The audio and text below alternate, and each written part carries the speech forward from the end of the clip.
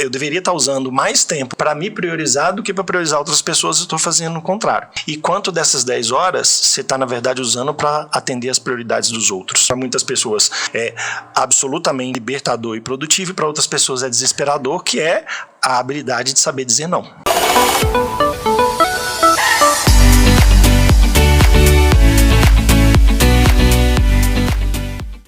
Mas o ponto é, vamos colocar... A pessoa vai lá dormir, vamos colocar que ela vai dormir 8 horas por dia, além dessas 8 horas que ela vai dormir, vamos colocar que ela vai ter mais 6 horas para outras atividades, então ela vai ter mais ou menos 10 horas produtivas por dia.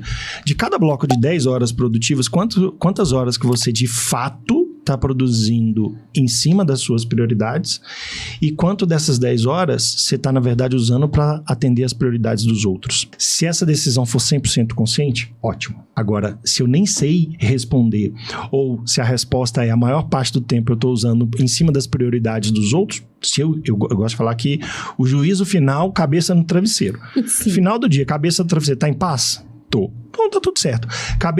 Final do dia, cabeça no travesseiro, tá em paz? Não, tô incomodado porque eu deveria estar usando mais tempo para me priorizar do que para priorizar outras pessoas, eu tô fazendo o contrário. Talvez isso mora justamente na necessidade de você elaborar e controlar a sua agenda. E aí você que vai definir as prioridades.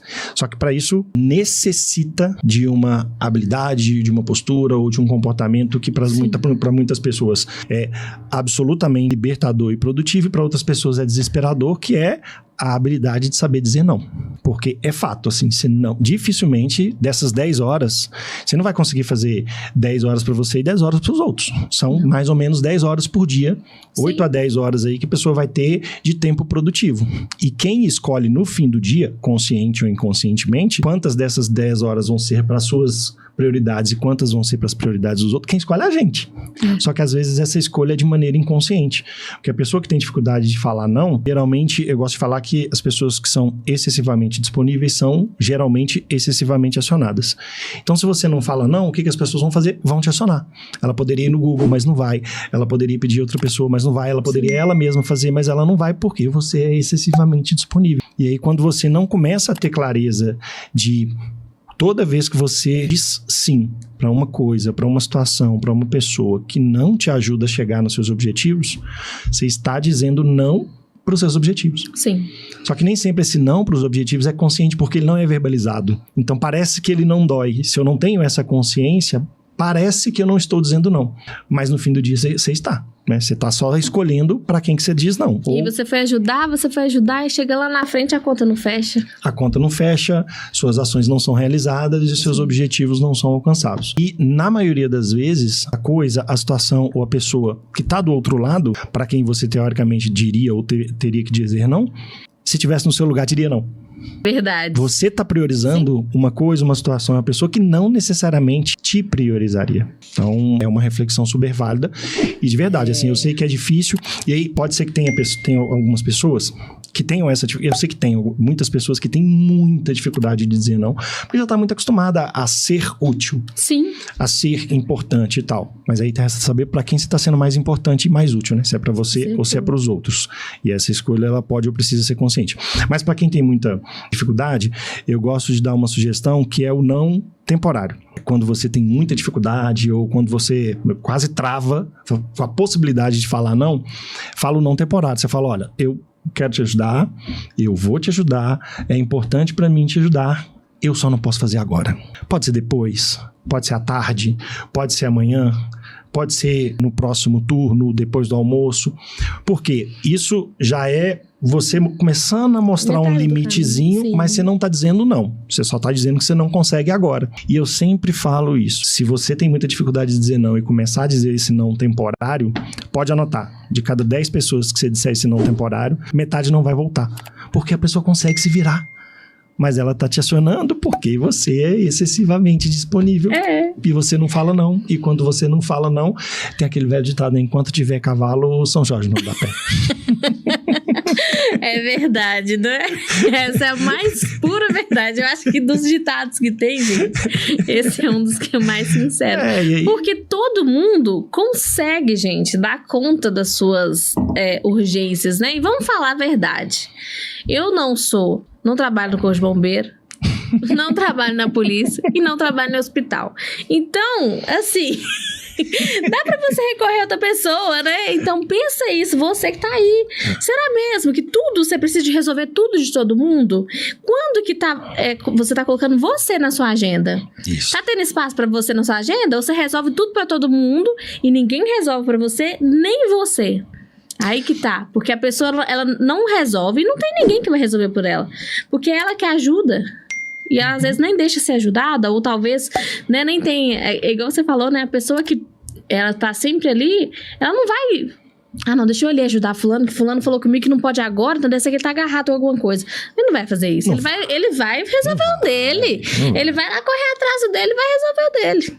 E geralmente tem um outro ponto que às vezes essa pessoa, eu chamo de ajudador compulsivo. É o que tem compulsividade em ajudar as outras pessoas. Muitas vezes essa pessoa não pensa que ela tá tornando a outra pessoa uma pessoa dependente. E ela... gerando essa dependência, ela não liberta a própria pessoa. Porque, imagina, na maioria das vezes, a gente está falando de adultos, vacinados, responsáveis, ou pelo menos deveriam ser responsáveis, que teoricamente conseguiriam se virar. E a maioria das pessoas se vira. Mas aí, também na maioria das vezes, isso são pessoas que são queridas por nós. Um amigo próximo, um familiar, às vezes cônjuge, às vezes pai, às vezes irmão, às vezes filho, são pessoas queridas. Então, é natural e humano, e nobre até, você querer ajudar essas pessoas. Só que até que ponto a minha ajuda impede a pessoa de se desenvolver e de se transformar em uma pessoa independente de verdade? Porque se eu fico ajudando em coisas pequenas, é aquela velha história. Se eu sempre der o peixe, e se eu nunca ensinar a pescar, pode parecer meio batido, mas é meio óbvio. Se toda vez que o caçador lá, o indígena, se toda vez que ele tiver fome, se ele não souber pescar, ele vai precisar de alguém que dê o peixe.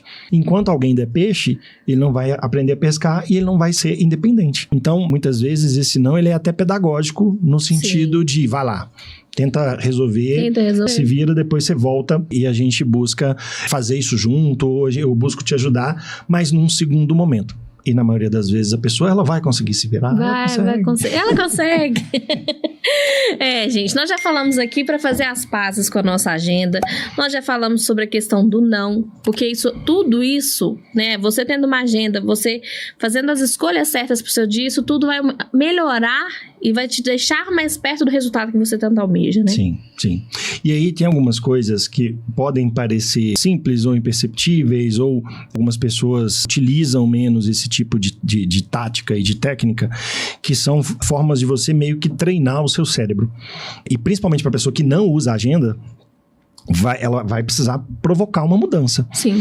E às vezes ela pode pensar assim, eu tenho 20, 30, 40, 50 anos de idade, eu nunca usei agenda, então eu sobrevivi até agora, eu vou continuar sobrevivendo. Só que a grande questão é, tudo que você coloca energia para você organizar, para você priorizar, para você controlar, tudo vai estar muito mais voltado para as suas prioridades. Então o principal nome do jogo é esse, assim. Quem é que está construindo a sua agenda? Alguém está construindo a sua agenda.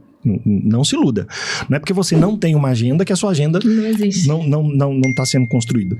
Só que se não é você que constrói e que prioriza, ela está sendo feita com base nas prioridades de outras pessoas e talvez não nas suas prioridades.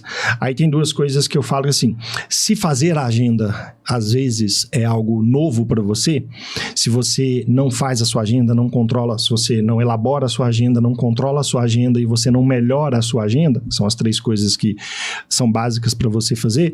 Primeira coisa, eu gosto muito de sempre, quando eu quero provocar uma mudança, eu gosto sempre de repetir a frase, começando ou terminando com o ainda.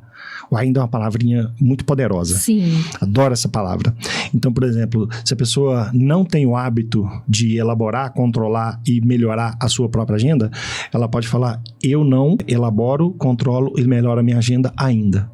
Ou eu ainda não elaboro, controlo e melhoro a minha agenda. Quando eu falo o ainda no começo ou no final, parece que eu já vou começar a fazer logo. Sim. Então já te dá aquela percepção de movimento. Em breve eu já vou construir esse movimento.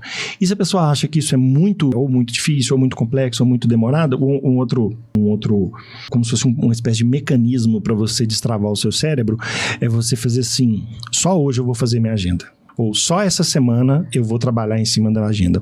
Porque se você nunca fez, O cérebro também é um pouco perigoso. Sim. Um pouco perigoso não, um pouco preguiçoso. O cérebro, se você vem com uma tarefa muito grande, muito complexa, muito demorada, é razoavelmente comum o cérebro meio que se distanciar ou se fechar. Se você fala que vai fazer, não, vou fazer só hoje, ou vou fazer só essa semana. Sim. Isso deixa de transformar a ação numa ação complexa e demorada. E aí o cérebro destrava e ele se abre para fazer isso.